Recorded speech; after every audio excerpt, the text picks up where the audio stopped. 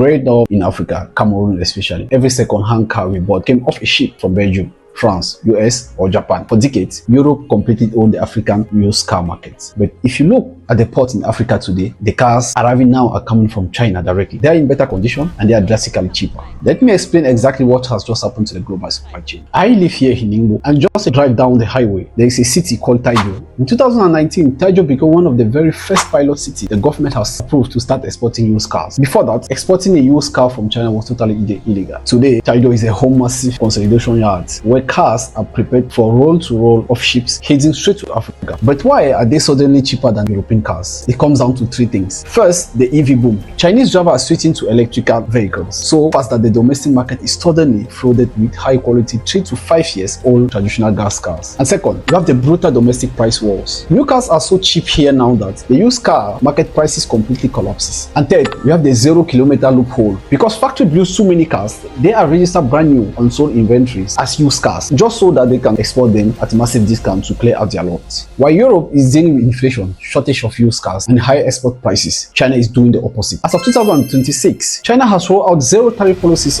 for dozens of African countries on used cars. So now, an African buyer can get a nearly new Chinese car on low mileage use, one for 30% less than 10 years old car coming out of Antwerp in Belgium. The map of global trade has completely flipped. I am Steve. We run a lighting business here in China, in Ningbo, and I am this factory floors every single week. I'm here to bring you the real insight of manufacturing in China. Let's develop our continent together. See you next time.